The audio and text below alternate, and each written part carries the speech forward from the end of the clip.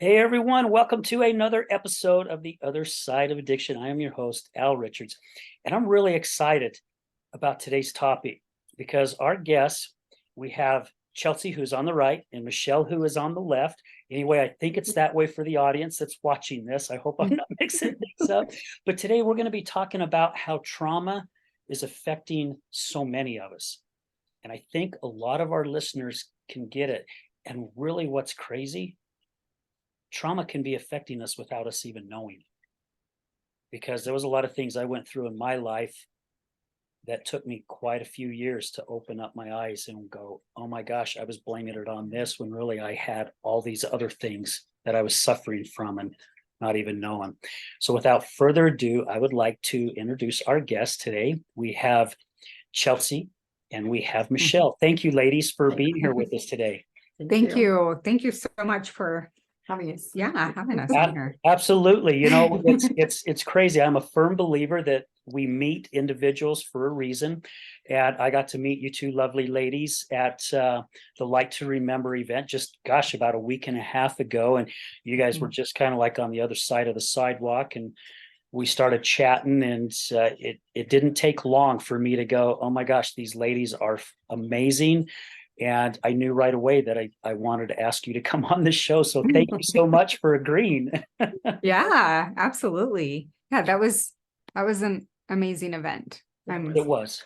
Mhm. Yeah, very, very much so. And I'm looking forward. Of course, this show will go out next week, and Recovery Day had already be passed, but I'm definitely looking forward tomorrow to be at Recovery Day all day tomorrow and meeting a lot more amazing people, because the recovery community is, it's just full of amazing individuals. Yeah, It is. yeah. Yeah. Which is that where you want to, we should segue into this talk, celebrating your Yes. recovery. Yeah, because you have what, five, is it 5 years. years now, Michelle? Yeah, Congrats. at the end of this That month. is Yeah. so awesome. Thank you.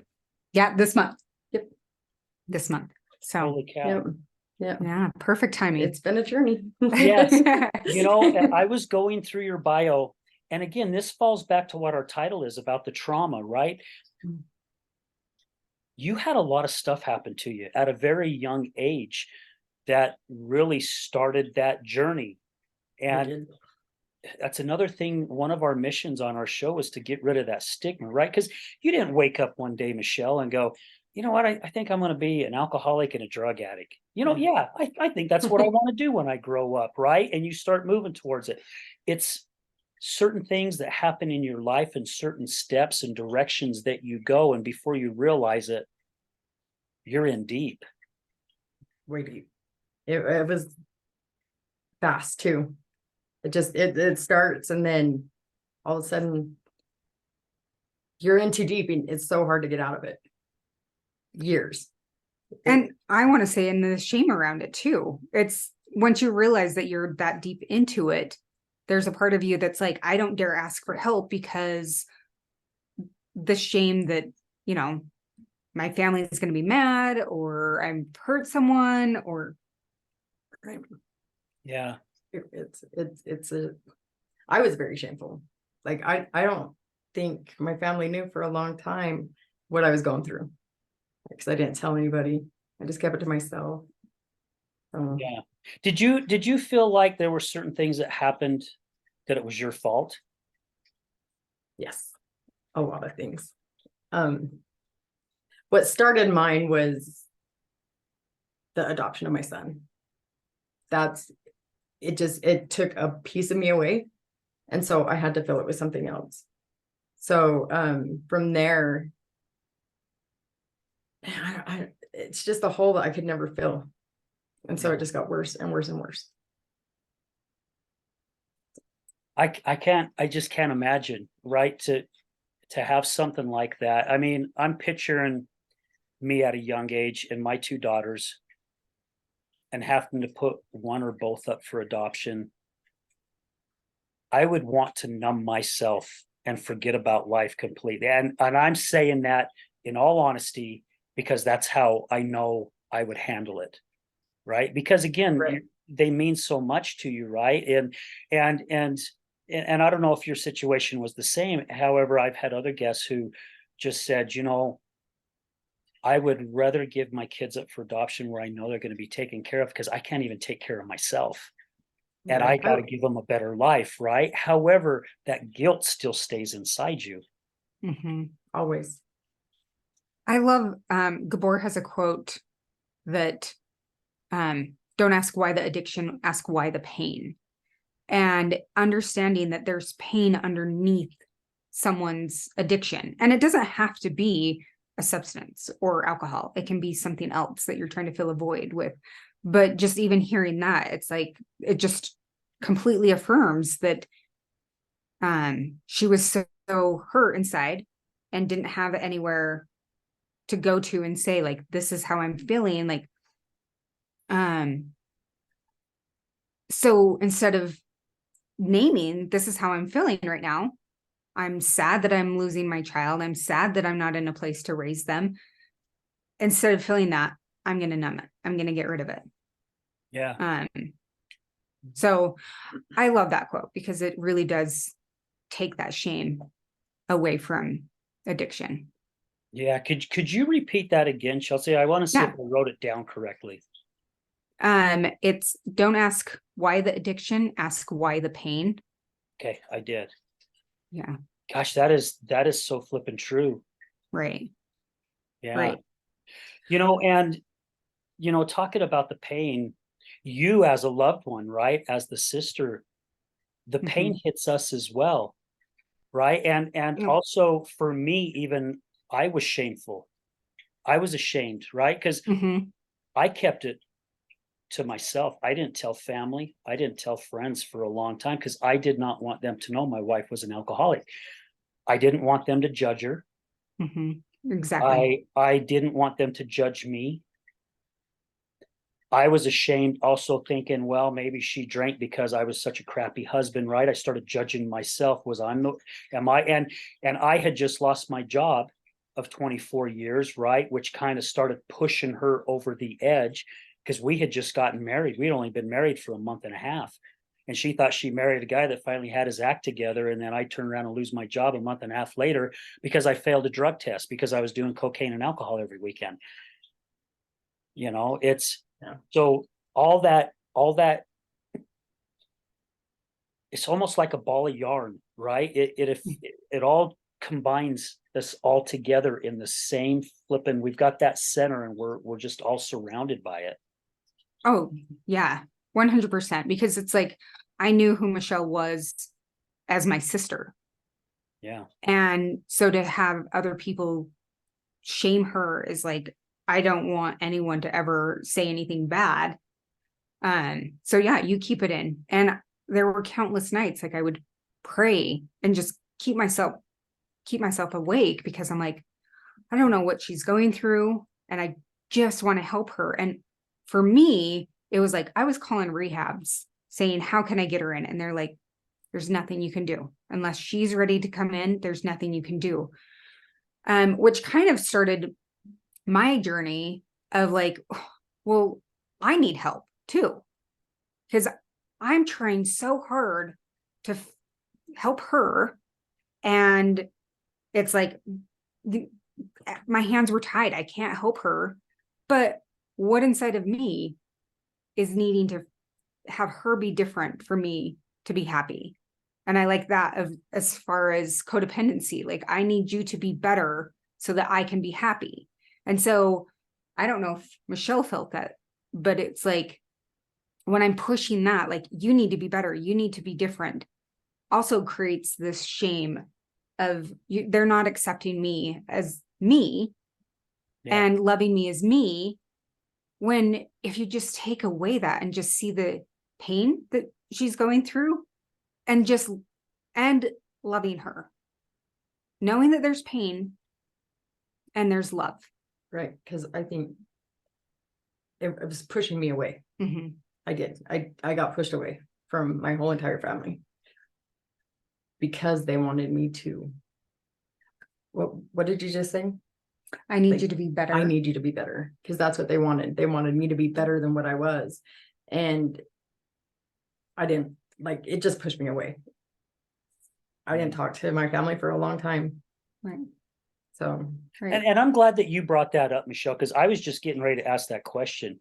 And reason why is because I did the same thing to my wife, right? Did you find that when Chelsea and the rest of your family was doing that, I'll just put it bluntly, it was like pissing more fuel on the fire, right? it really was. It really was. Yeah. I didn't want to hear it. I didn't want to have anything to do with it. Well, and nobody wants to be someone else's victim either. Like us that are sober, are pushing like she's a victim and we need to fix her. There wasn't anything to fix, right? Yeah. We just needed to love her. And that's what we needed to do. And through like all of my work and everything I've done, that's what I've realized. And that's what I want to kind of like educate people on is your family member doesn't need to be fixed. They need to be loved and they need to be understood. And they don't need a lecture. They need a hug, right? Yep. Yep. You are so right. And that word fix. So my wife was at a recovery center and one of her sisters came by to and this is just my honest opinion. I don't know if it was like this. However, this is how I saw it. I think she was just curious to see what a recovery center was like, right? Mhm. And she said to my wife, she goes, "So have they fixed you yet?" And my wife lost it. I mean, I was just sitting there going, "Oh my gosh." And she's like, "Fix me. I'm not broken. I'm not broken. They're not here to fix me." I mean, she got really upset and her sister was like, "Uh-oh, I just said the wrong thing," right? Because again, it's not the individual. However, we always blame the individual. Why don't we blame the addiction? Why don't we blame the substance? Because Mhm. that's who that person, that's what that person is. I don't even know if, no, I don't even say that right. That individual that we love and care for is there.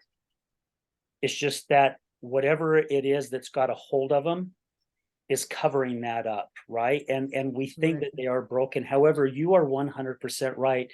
That's all they need is that hug and that love. And my wife said to me once, I went and picked her up when she was going to Epic and she was in there for 6 months and she had a weekend stay, 24-hour stay. Went and picked her up on I think it was a Friday night. And as soon as we get in the vehicle and we're heading home, she's starting to tell me all the drama that's going on in the house, right? Well, me being the amazing therapist, addiction therapist that I was at the time. Matter of fact, I got a certificate here somewhere. It's actually a blank piece of paper. She stopped me and she goes, "Will you stop for a minute? I want to say something to you." And I says, "Okay, what?" And she goes, "For once, for effing once, I wish you'd be my husband instead of my damn therapist because you don't have a clue what I'm going through." I Oh, still didn't get it. Because why? I'm her husband. I'm there to fix her. I'm there to help her. How can I do that when I don't have a clue what's causing it? I mean, I couldn't even help myself at the time, right? I was confused. So how could I help her? right. Well, and I would ask you too is what's going on inside of you that needs to fix? Like there's a part of you that learned that it's your job to fix people. Yeah, right? Right. Yeah. My job growing up somewhere along the line, I learned that it was my job to be the people pleaser, make sure everyone's happy, make sure everyone's okay. And so it was like, I'm going to make her okay. I'm going to, I'm going to She make really sure. tried to. I did. I learned that was how I showed up in the world. And then going through my program with Gabor Mate, I had to figure out how I'll never change that part of me. That part of me is there, but to learn to step back from that place and understand that her happiness is on her my happiness is on me. Al, your happiness is on you, right? Yeah. And if we're going into a conversation, or for me, if I go into a session with an agenda, it's over. But if I go in as like a blank canvas, I'm here for you. Then that's where the healing is. And I feel like once I stopped doing that for Michelle, I stopped trying to fix her. I started having my own kids and my own life, and I realized like, I can't do it all. I can't. But it was showing up for her, like And she did all the time. Showed up. picking her up and having a conversation. I don't know if you want, Want me to are you copy? okay with Yeah. me sharing that story? Yeah. Okay. I got a call from her and she needed a place to stay. And I was like, just stay at my house. And she's like, no, I'm not staying there. And so I went and picked her up on the street. And it's so hard to see your sister on the street. Like that's the last place you ever want to see your sister, right? And picking her up and taking her to go get food and hearing her talk. Just hearing what she had to say, whether I believed it or whether I thought it was right or wrong, I just listened. And then I, got her a hotel, and knowing that she was going in there to use. But I didn't shame her. I didn't stop her. I just provided that space for her to be. I forgot about that. I didn't. And that's what I want to say about the trauma too, on both of our ends. It's like that trauma is in me, right? That hurts so bad, but that's my trauma. That's not her trauma. That one's mine. And I never want her to feel bad that I experienced that. But that's what kind of happens to the family members, is we hurt so bad, and we, depending on the experience, Michelle definitely kept herself distant. Like she wasn't, she isolated herself a lot. And so it might be different for other people, but us on the other side also experiences the trauma of this hurts. This hurts really bad to watch and not be able to help. Yeah. And Michelle, that's probably, and I don't know, please correct me if I'm wrong. That could have been one of the reasons why you distanced yourself from your family too, as well. I mean, the shame, of course, the trauma you were going through, but I would also think that you knew that you were hurting them and you didn't want to hurt them anymore, right? So if he was out of the picture, you're out of their mind, right? I actually didn't know I was hurting them until I got closer to realizing I didn't want to be that person anymore. Then I found out my mom was staying up at night waiting for a phone call, or if they saw a news where a lady was in a car on the side of the street, and she always thought it was me.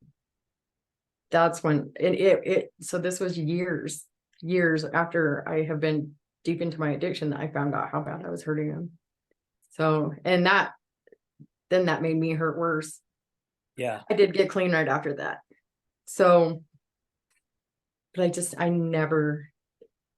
knew I was hurting my children, but I didn't realize I was hurting my family. As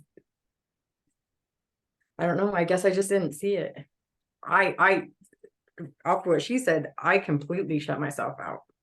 Every time I go to a family function, I thought everybody was avoiding me, but I was avoiding everybody. Nobody would talk to me, but it was me in the back. So I don't know, I shut myself off Yeah. pretty well. And the reason why I asked that, because until I started sharing my story, my wife didn't realize how bad she was hurting me either.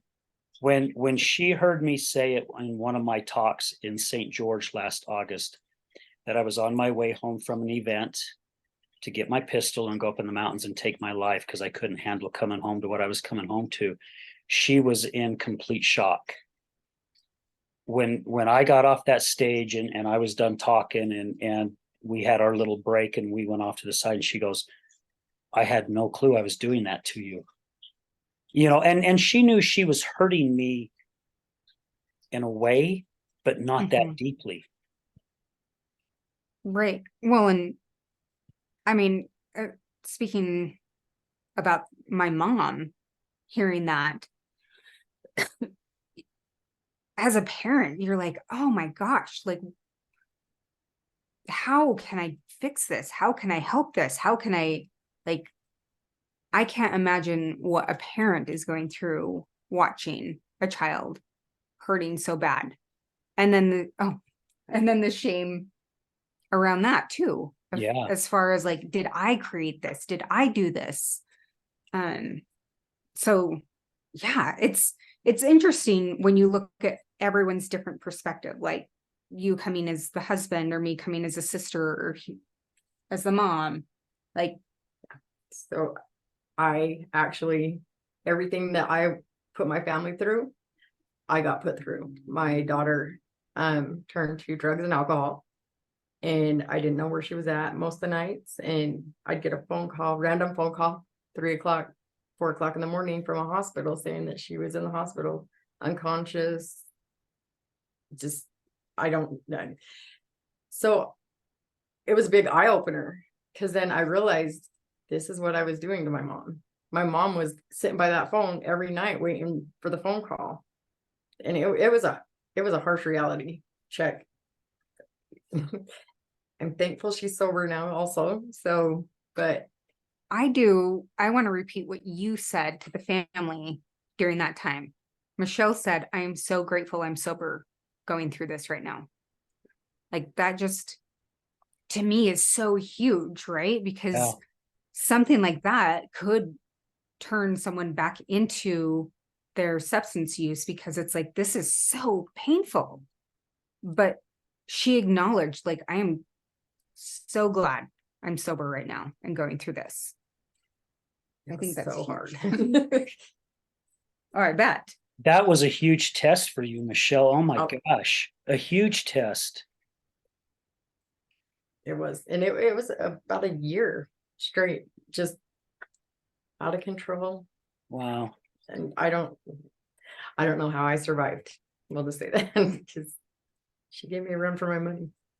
Well, you had someone watching over you. That's just kind of how I see it. You had someone definitely watching over you because your work here isn't done, right? Right. Yeah. And when the family, I think once the family sees you no longer as your addiction, when the family can see you as you, then you feel the support from the family. And so at that time, she was sober and she was more around us and she had us to lean on and she knew she had us to lean on, right? And I think that's a huge part of the family's side is when we're supporting and not judging, then they can come to us and talk to us and say, this is what's going on, or I'm hurting right now because my daughter's hurting right now. And we provided a space of no more judgment, right? We were there to support her and love her. And we were done trying to fix her. And so we gave her that space.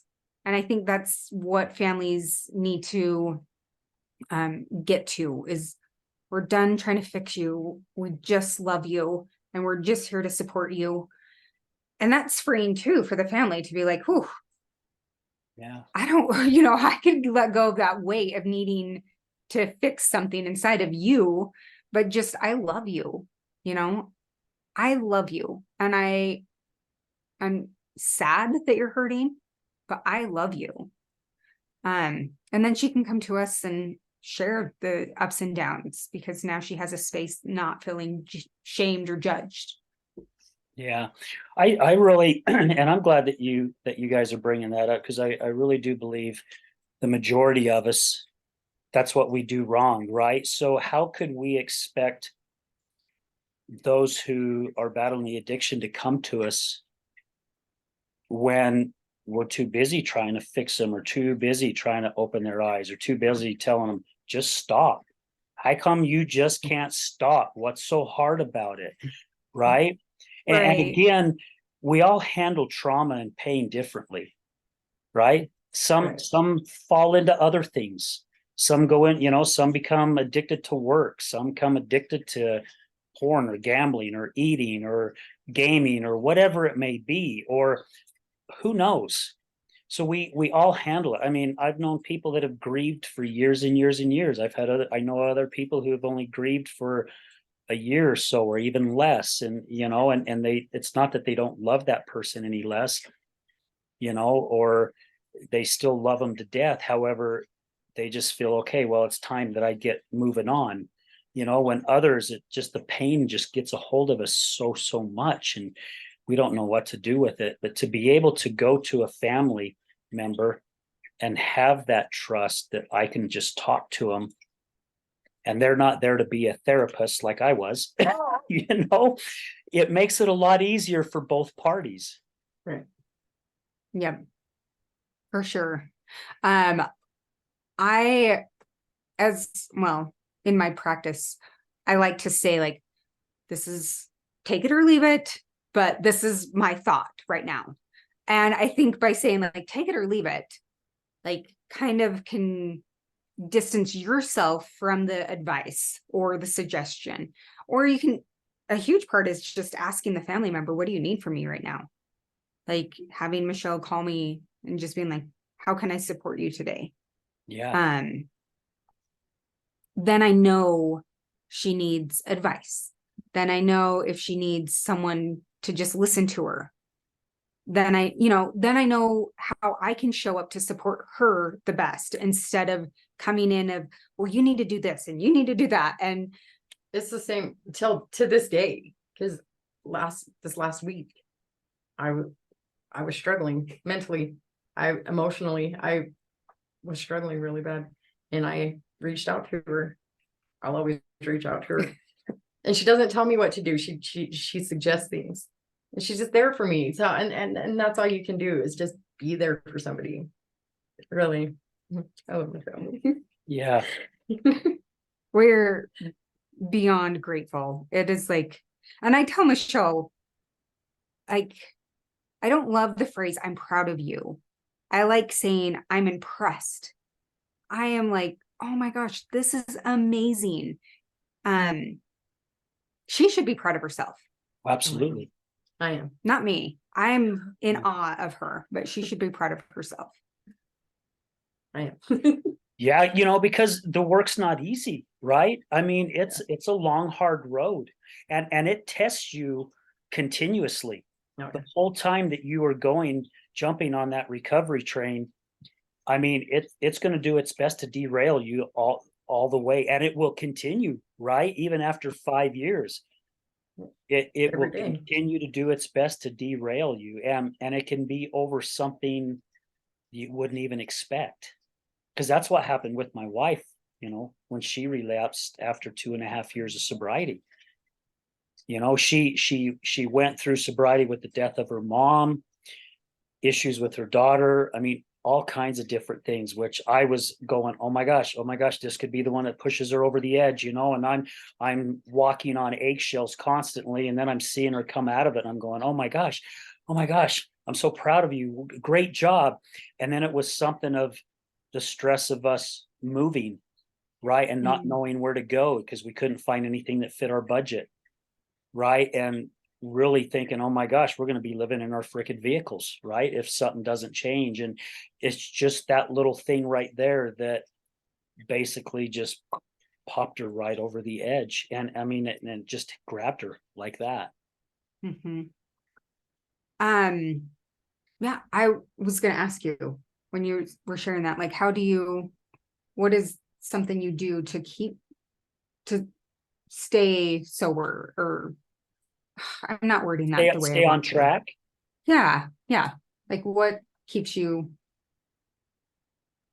Just knowing everything I have right now, I could lose in an instant. Yeah, I don't I'm so content with my life right now, where I'm at, the people in my life. I could never imagine losing it. Like my job, just everything. I don't know. That's really what motivates me, is just knowing that I am where I am today because I didn't give up. So Yeah. You're full of gratitude. I'm very grateful. Yeah. Very. And very right so. I mean, you've worked your butt off, right? And this is why I love being around people, individuals like yourself, Michelle, because you're teaching me how to live life, right? You're teaching your sister and the rest of your family how to live life, right? Because we've all gone through some stuff in our life, and sometimes we may add more fuel to it just because we feel like, oh my gosh, this is just out of control, when it's not as bad. To walk in the shoes of somebody who's gone through what you've gone through in your life, my gosh, and to wake up every day and be grateful for what you have, when I would say that there's a large majority of us who all we do is gripe and moan about things, when we're so busy looking at life through a straw instead of removing that straw and looking at everything in front of us. Absolutely. Because there is something, there's a blessing, there are blessings that happen to us on a daily basis. We're just so focused on the 3D world and what's happening around us that we're missing it. And when we get to open our eyes, we get to see a heck of a lot more. And one thing I've really been working on a lot, and Chelsea, I don't know if you do this with people that you work with, but one thing that I'm working on a lot more is when things do kind of not go the right way, instead of getting so upset and being upset for a long period of time, because I will accept my emotions, right? I have every right to be upset or depressed or sad or cry or happy. My goal is not to stay there, allow my emotions to happen, but then also stop after I've allowed those emotions to happen to go, okay, what's the lesson behind this? What is it that I did not see? Because there's a lesson behind everything that happens to us in life. Instead of just going, my life always sucks. This is always what happens to me, which creates more of my life sucks, right? It's what can I learn from this? So when it happens to me again, because it will, that's life, how do I handle it differently? And then there'll be another lesson. I love that you honor your feelings. I love that, because so many people shut down, right? I shouldn't be angry. I shouldn't be sad. I shouldn't be this. So we shut those emotions down instead of being like, there's a reason why I'm angry right now. There's a reason why I'm sad right now. And that's okay. That's okay. Like, I have two littles, and it's like, I let them be angry. And then once they calm down, then I'm like, okay, how could we have handled that one different? Just more in a calmer sense, not like screaming out loud, because whatever they do. Yeah. Another question I love too with those big emotions is what's happening inside. Like, that's a big question that I ask my clients when I'm working with them. I ask my kids all the time, and I ask myself, what's going on inside? And then you feel that tightness in your body or wherever, and you're like, oh, there's tightness here. Why is there tightness here? And so you kind of explore the emotion underneath. And I think not shaming emotions and not wishing they would go away or they should be different is also a huge part of maybe having sobriety, or having more of a balanced, healed life, is when you can check in with your body and say, this is what's going on inside right now. Yeah. Yeah, it helps, and especially with men, right? I really do believe that's why suicide rates have gone up for men aged from 18 to 50, right? Because I was brought up the old fashioned way, right? What are you crying for? You keep crying, I'll give you something to cry about. Well, you don't want me to cry, but you're going to give me something to cry about. Okay, yeah, that makes a lot of sense. Sure. Right. But we were told not to cry, and we were told to be tough and, pull up your big boy panties or whatever, and, and just buck it up. And it's taken me, here I am, I just turned 60 in July, and here it's taken me half my life to start understanding this. And again, it sounds crazy, but I owe it all to my wife's addiction. Seriously. And the individuals I've gotten to meet by doing this show to really get me to open my eyes and understand it's okay. Right. My friend Nicholas T. Smith on A Tribe of Giants, he talks about that on a lot of his shows. It's like, there's nothing wrong with feeling depressed. That's a blessing. It's not a curse. It's okay to be angry. That's a blessing too. It's not a curse. And a friend of mine out of Colorado, she was on my show, and she does coaching, and she's very good at what she does. And her 6-year-old daughter taught her a very valuable lesson one day. Her daughter does not like thunder. It scares her to death. One day a storm's coming in, and it's thundering and lightning, and her daughter's over there in the corner with her blanket, and she's just bawling, just crying. And she's like, what are you crying for? It's only thunder. You need to stop this. And her daughter looked at her and says, Mommy, it makes me sad. So let me have my sad time. And she goes, all of a sudden, this light bulb went off in her head going, oh my gosh, I'm teaching her not to allow her feelings, to feel her feelings. So she goes, I don't know how long went by, and they're out on their front porch, and there's storms coming across, and pretty soon you start hearing the thunder. And she looks over at her daughter and she goes, would you like to sit on mommy's lap and have your sad time? And she said yes. And she allowed her to sit on her lap and have her sad time. And she I goes, love that. after everything was done and over with, her daughter just went off like everything was okay. nothing. So she allowed her daughter to feel her feelings, when really she was trying to stop her at the very first time. And she goes, that my 6-year-old daughter taught me a very valuable lesson that day. And when she told that story, it taught me that same lesson too, right? Oh, 100%. I love that. And I love that. Yeah, kids are our mirrors, right? Yeah, right. They mirror us. They're going to let us know Yeah. what's really going on inside of us, because it's like, why are we uncomfortable with their discomfort? Like having kids taught me that I need to be comfortable with their discomfort. And it's okay that they're upset. It's okay that they're sad. Yeah. What they need, same as Michelle, what she needed is a safe space to come to and say, this is how I'm feeling right now. And, a lot of times I'm like, thank you for sharing that. Thank you for telling me that. Oh, I'm so happy you told me. That way they know that their feelings are important, right? But you're Like, validating them. yeah. Yeah. Like that's what they like. They like their feelings to be validated. My Mhm. daughter tells me all the time, I just want somebody to validate my feelings, because she does that for other people. So it just makes you feel like you're not alone. Mhm. So yeah. You're being heard, right? Because Yes, I think absolutely. even in the past, and I had a lot of my guests say, yeah, when I was growing up, I was always told, oh my gosh, how was it? You're to be seen, not heard. Not heard. Mhm. Right. And no blame for our parents and our grandparents, because that's just how they were raised, right? That's just how Right. society was.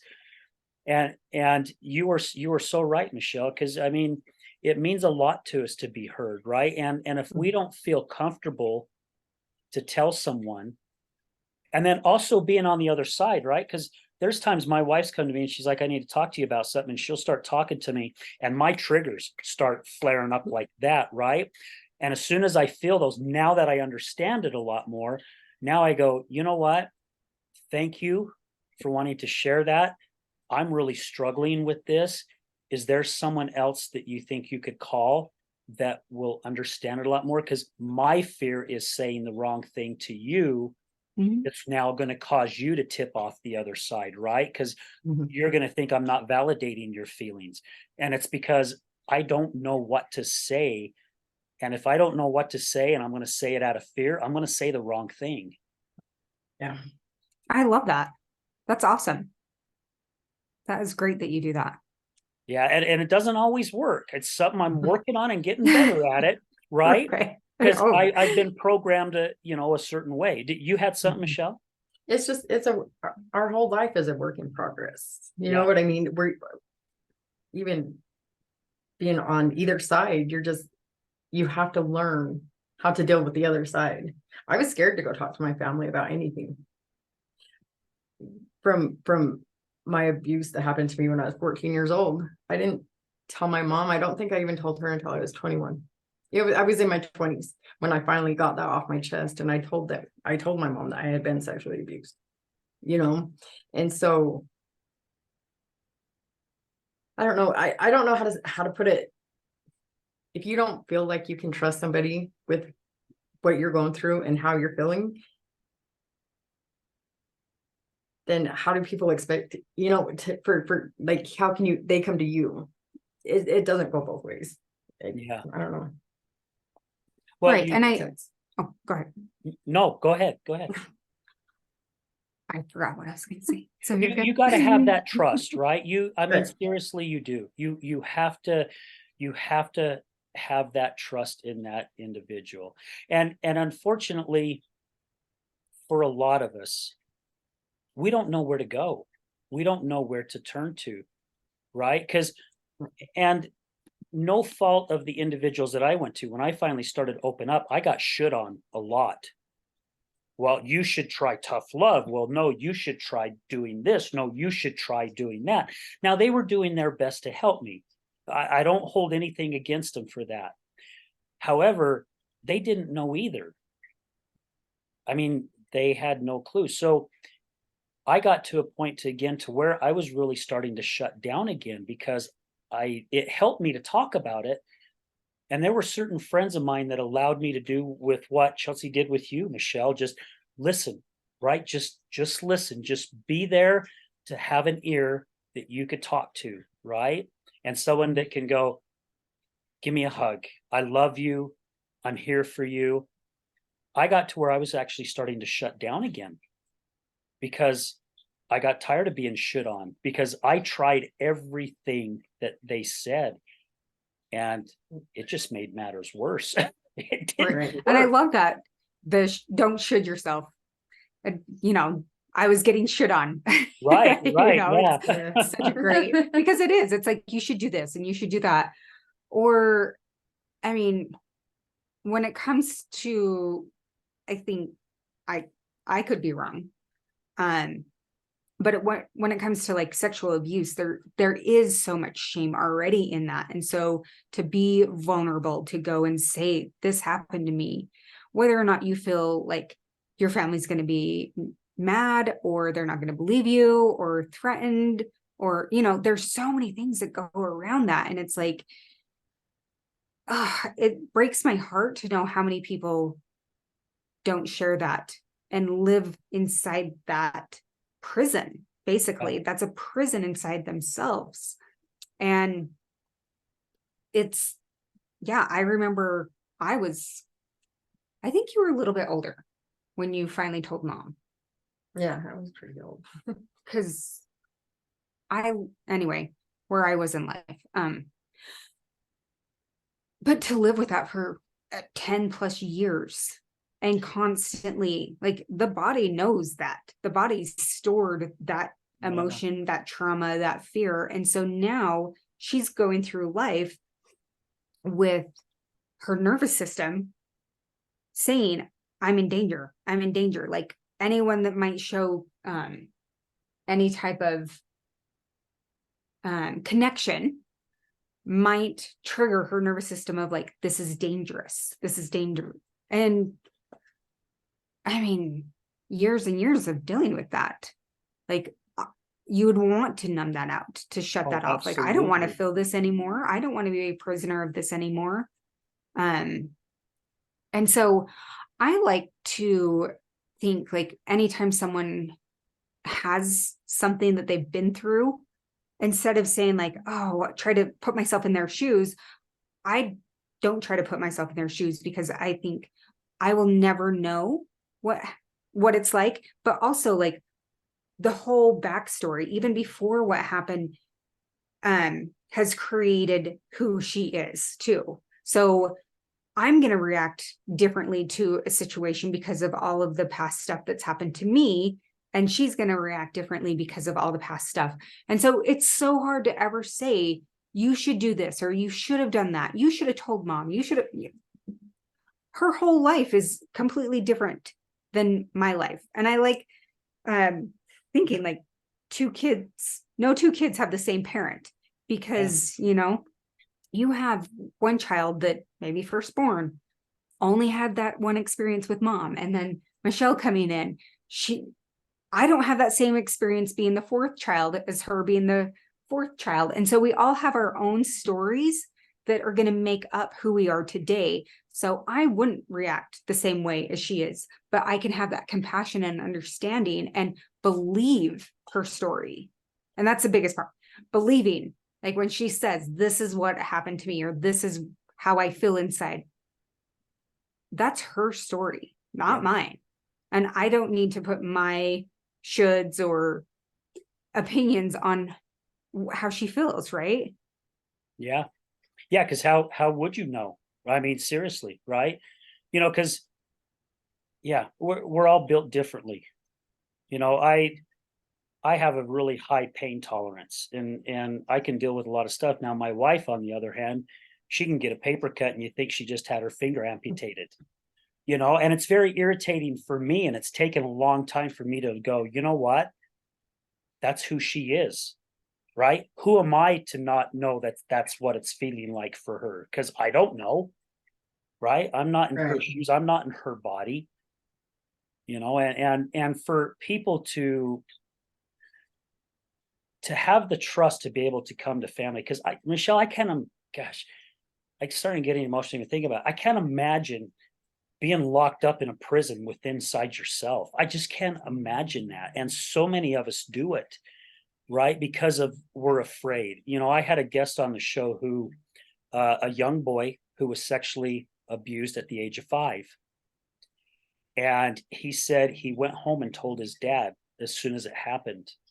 And I think even on the show I made the comment, boy, I bet your dad went over and beat the living crap out of this person. He goes, no, my dad beat the living crap out of me and told me to never mention it again. And he got sexually abused for another 9 years because of it.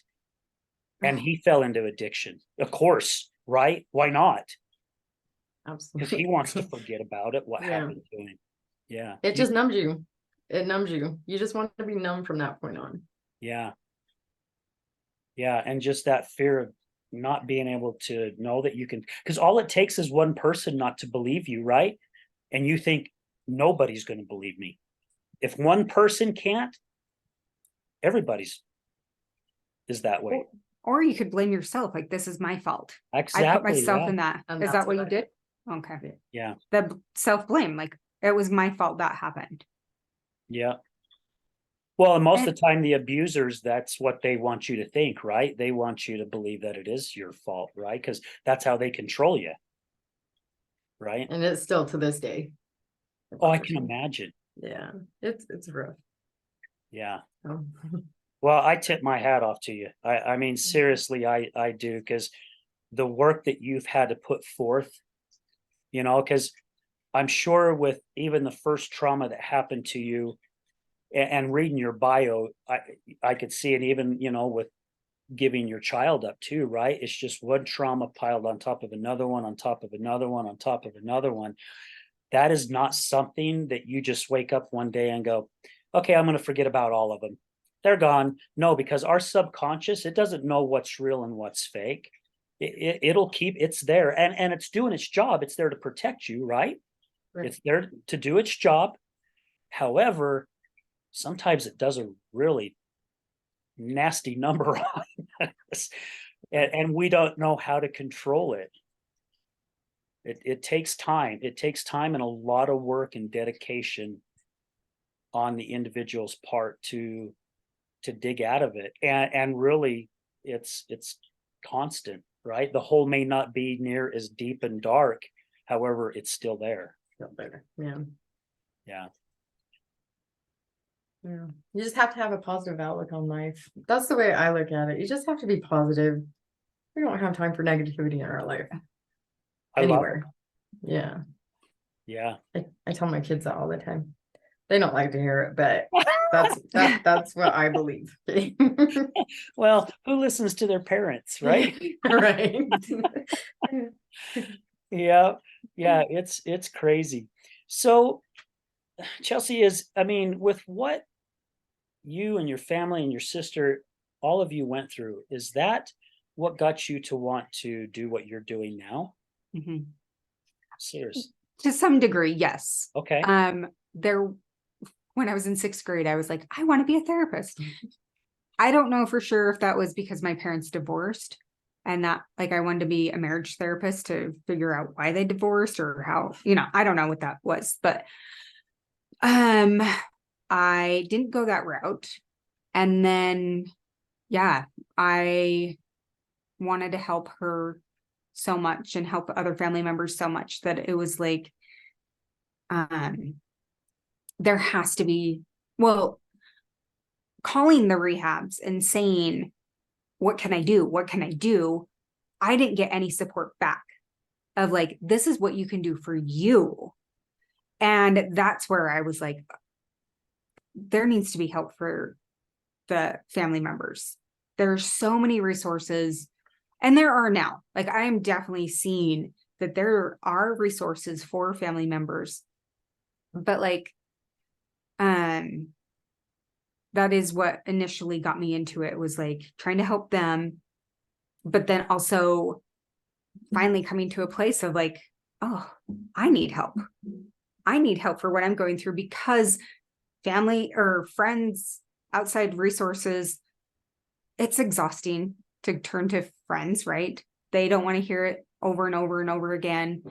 And I wanted to provide a space so someone in the family side could turn and say, this is what I'm going through, and have that support and not be shamed or judged, or even judging their family member. Like, I don't want people to judge my family for what they're going through.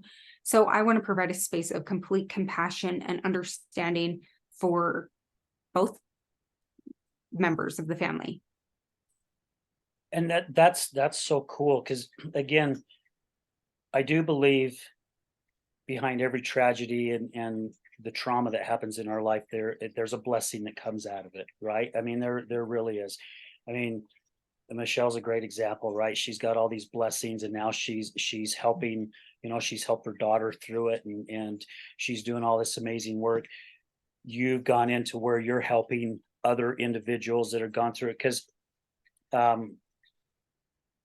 one thing that I really think that needs to change, and I'm reaching out to a lot of different people, and I've been up at the state capitol talking to some of the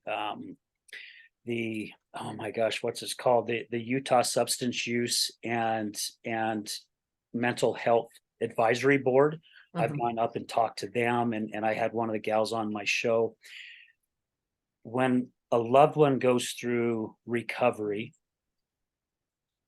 I believe I don't know, I can't say it needs to be a law. However, somehow, some way, it needs to be to where family members go through that as well, because it helps both parties, right? Because my friend Dave DeRocher from the Other Side Academy, he says 80% of the time, if you take someone out of a dysfunctional family and someone that doesn't understand addiction, they can go through 2, 3, 4 years of recovery, and you put them right back in that same family. It's going to be a short period of time where they're going to be using again, right? And it's because we don't know how to handle it, and we don't know the right things to say. Again, it's like my wife told me, she just wanted me to be her husband, not her therapist. However, we don't know how to do that, because again, it's the love that we have for the individual. We're just doing our best to help them, or as it's been brought up at the beginning of the show, fix them when they're not really broken, right? Right. So yeah, and it helps us give another, a whole different understanding of what individuals are going through. Because I really do believe the majority of society, me, I was included in this at one time. When you see the unsheltered and the addicts, you just think they wake up one day and decide that's what they're going to do. That, the alcohol and the drugs are the most important in their life. If you went down and you just stopped one of them on the street and said, is this the life you really want to live? I would bet that the high percentage of them would say, no, I just don't know how to stop. Right? They don't want to do this anymore. It's just, it has such a grasp on them. And when we have people who are on the other side, the better understanding we have, the more really we can help ourselves. And by helping ourselves, we're helping that other individual.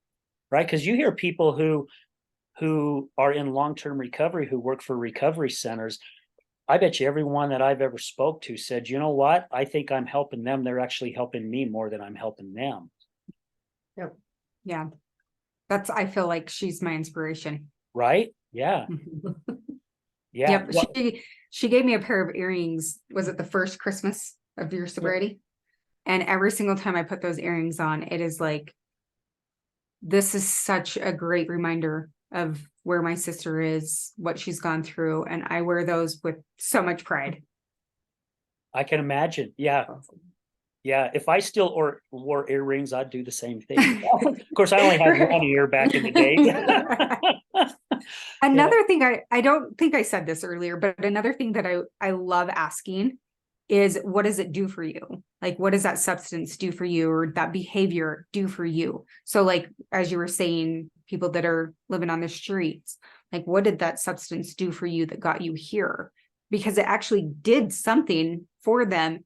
And when you ask and have them take away the shame of it, because at first the initial reaction's like, oh, it didn't do anything for me. It took away my family. It took away this. It did this. But when you actually ask, it's like, what did it do for you? It made me feel important. People wanted to be around me. It made me feel alive. These are all natural human instincts. Like, we all want that. And when you find something that gives it to you, you're like, come on, give it to me. Right. I want that. I want to keep feeling this again. And so I invite family members on the other side of it to be curious as to what is that substance you doing for their family member. Because it could be a warm hug, or it could be, I mean, that's what I've heard heroin feels like, is like this warm embrace hug from your mom. And it's like, whoa, that, who wouldn't want that feeling? Right. So it takes away the shame of it for both sides. Then the person that's hurting can also say, oh, this is what I'm lacking. This is what I'm looking for. I'm looking for that alive feeling. I'm looking for being needed and wanted. Where else can I find it? I mean, it might not happen overnight, right? Healing is forever. You're constantly, like, every single day I'm having a new like aha moment. But yeah, to find out, like, what is this doing for me or them? That's a really good point. I mean, Michelle, you would be the best one to answer this. How much of a difference would it have made for you during your time just to have someone come up and, instead of saying, just stop, you should do this, why aren't you doing that, to come up and say, what is it that I can do for you right now? Would that made a big difference for you? I think towards the end, yes, Okay. absolutely. But like during, no, I don't think anything could have helped me, because I was just numbing myself. I just wanted to be numb. I Right. didn't want to feel anything ever. So because my family did actually do that. Chelsea did that a lot. And I didn't want any help from anybody. I didn't want anything from anybody. Okay. Well, because that drug was filling that void Yeah. of whatever you. That's what I'm were saying. looking That's why I for. was completely numb. I don't even, I didn't feel anything for years. And, I look at it and I'm like, I don't blame you. Like those trials that life gave you, it's like F. Right? I don't want to feel this either. Yeah, right. But I'm still here. I'm still Uh, alive. I'm still breathing. Yeah. And I like to say that not people don't hit rock bottom, because rock bottom, it's like, there are so many people that have lost everything, but it's when they're done fighting, right? When that fight is no longer in them, that then they can say, I need help. But who knows when that's going to be? You just have to love them. Yeah. One of my friends that I interviewed out of Canada, she said basically she just put down the shovel. Right? Mhm. Because she goes, yeah, and I've had quite a few of my guests say this, when you think you hit rock bottom, guess what? There's another one. And when you think you finally hit it, guess what? There's another one. So she said she finally woke up one day laying on her living room floor, woke up with her face pressed against the carpet and her dog laying there looking at her, when she just went, you know what? It's time for me to stop digging. I'm done. Right? That She fight did. is, Yeah, she did. She says, and that's how I had to look at it. I had to drop the shovel, because every time I picked it up, I just went deeper and deeper and deeper. that's a great way to look at that. Yeah. Gosh, there's so many lessons for all of us, right? And again, it's crazy how many positive things come out of something so tragic. I mean, seriously, it's crazy, because it got you, Chelsea, to want to help others, and it's gotten Michelle to want to help other people. The stuff I went through got me to start this podcast and do public speaking, which I just love doing, and still working on mastering more of that. And other people, I just spoke. I had a text last night about 8:45, and it was from a lovely young lady who I've never met in person. I know her sister, and she reached out and says, "Hey, Al, I don't know if you remember me. I'm Alina's sister." And I says, "Oh yeah, I remember you." And my wife and I talked to her like 3-4 years ago, right? And she was in the struggle of her alcoholism, and we were doing our best to help her. And actually, it was about 2 years ago, a little over 2 years ago, because I had just started my show. And her sister was reaching out to me. She's like, "Al, I'm going to lose my sister. I know I'm going to lose her, and I don't know what to do." And I didn't really know how to help her, because I was still fresh and new into everything as well. And she goes, "Yeah, I just wanted to reach out to you and let you know I'm almost 2 years sober. And do you still have your show?" And I said, "Yeah, I'm still doing it." And she goes, "I really want to come on and share my message." And I'm like, "Oh my gosh, this is so flippin' cool," right? Because the Mhm. last time I spoke to her sister, I'd check in with her sister every once in a while. And the last time that I did, she basically was bawling. She goes, "Al, she'll be dead within 6 months. I know she will. And I don't know what to do. And everything I've tried, it doesn't work." And it's because I'm like, she doesn't want your help, right? She just wants to be left alone. And I started knowing a little bit more, and I'm just going, "There's nothing you can do." And she just broke down and cried. And now here she is, almost 2 years, and wants to come on the show. And her and one of her girlfriends is getting ready to start this whole program for women who have gone through trauma and sexual abuse and all kinds of different things, who have fallen into addiction because of it. And I'm like, there's another blessing, right? Out of something so tragic, here's another blessing that's coming out of it. Yeah. And hearing other people's stories too of recovery and overcoming is so powerful. Like, I love hearing other people's stories. Yeah.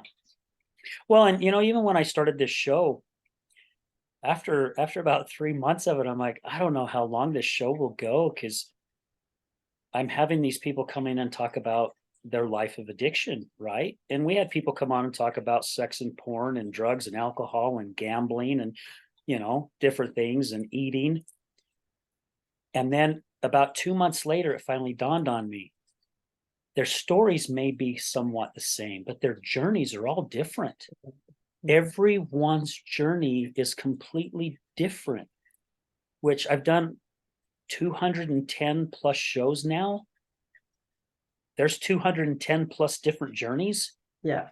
I mean, that's my amazing. gosh, right? Right. I mean, everyone had their own aha moment. And some it was having their kids taken away. Some it was they went to prison. Some it was they got in an accident. Some it may that they hurt someone. Some that, like my friend Tamar, just woke up on her living room floor with her face pressed against the carpet going, okay, I'm done. Right? I Mhm. mean, so many different journeys. And some even got visited from a higher power. Right? It's so cool, and I'm just so blessed to be a part of it, and to have people like yourself, individuals like yourself, come on the show and talk about a part of your life that was so hard, and to see what's come out of it is just amazing.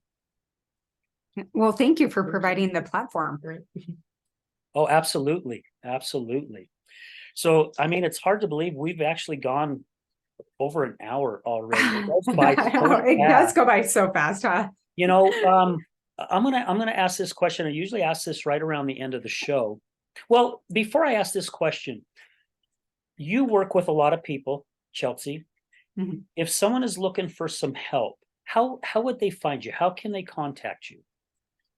Through my website, which is chelseamurdock.com, Okay.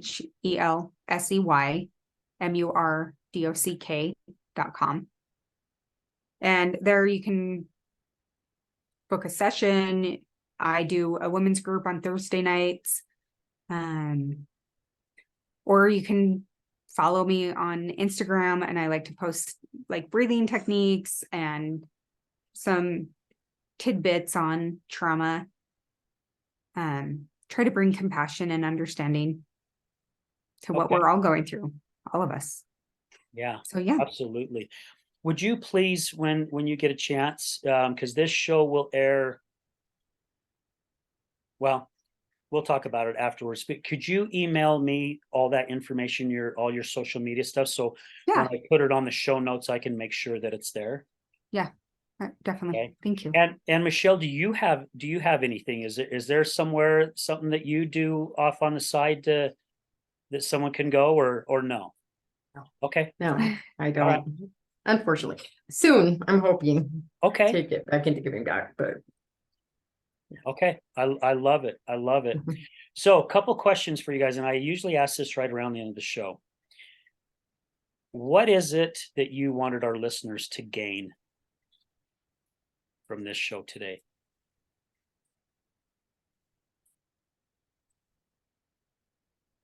I just wanted to get my story out there a little bit. A lot of my story didn't come out, but just if I can help anybody just that doesn't think that they can get sober and stay sober, that is possible. You know, I just want people to know that it is possible. You just have to want it yourself. Okay. What I would say is to bring compassion and understanding. I think all of us we're all doing our best. And, day to day, it might look different.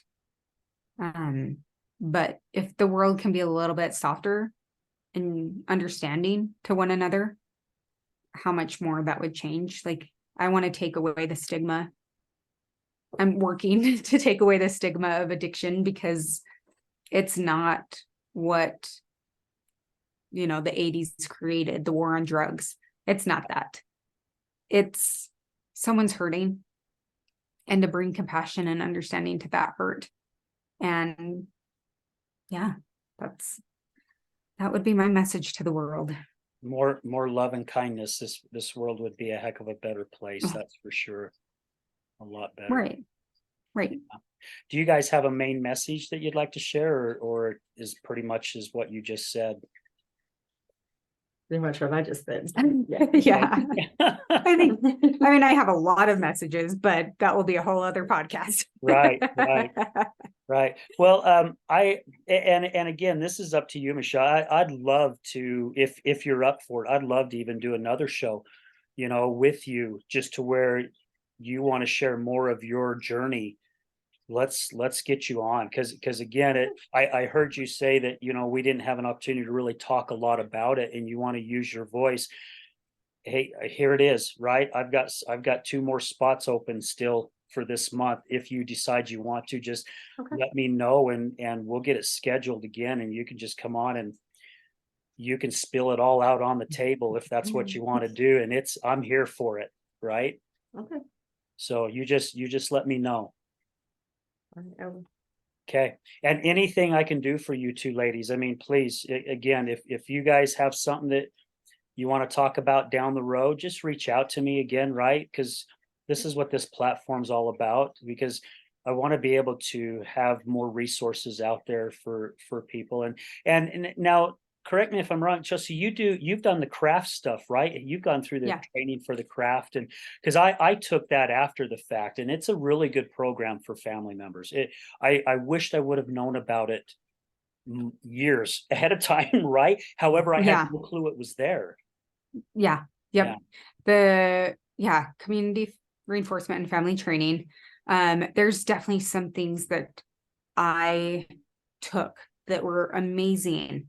And it's understanding. Like, if someone comes to you and says, this hurt my feelings, they don't need you to change it or fix it. They need you to say, I see you.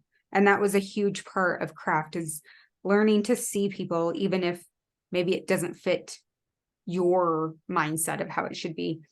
And then I did the compassionate inquiry with Gabor.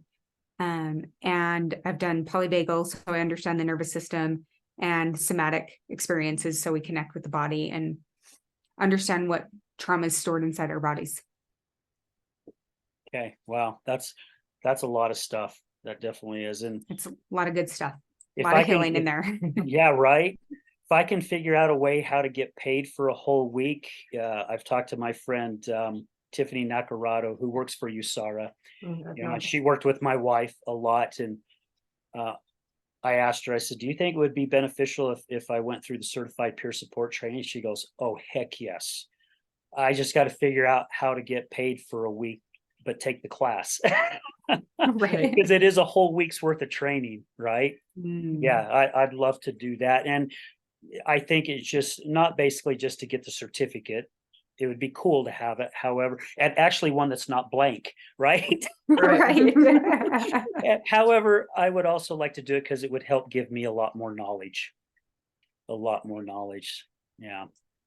Well, ladies, my gosh, thank you so much for your time. This was awesome. This was a very inspirational show, lots of great information. And Michelle, thank you for what you did have an opportunity to share. And again, I'd love to have you come back to talk about some more. Yeah.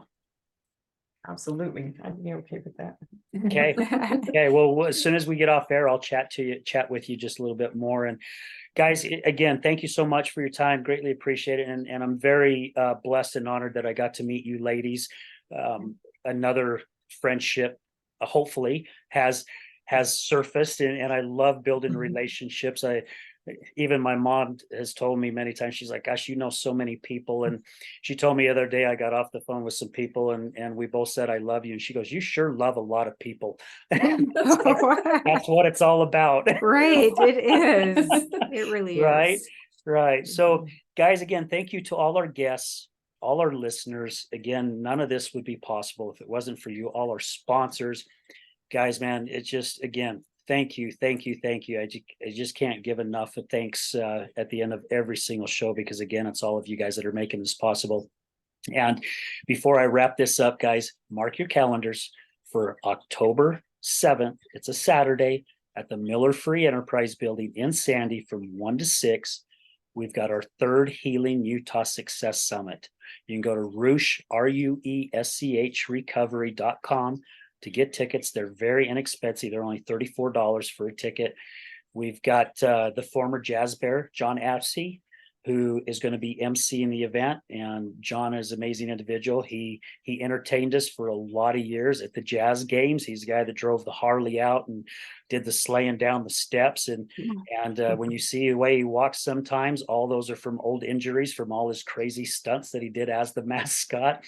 Yeah, we've got my good friend Curtis Marsh talking about Rise Above the Chaos. My friend Mallory Roosh from St. George, who is going to be sharing how she was inspired to recover. Plus, she has her book, Inspired to Recover.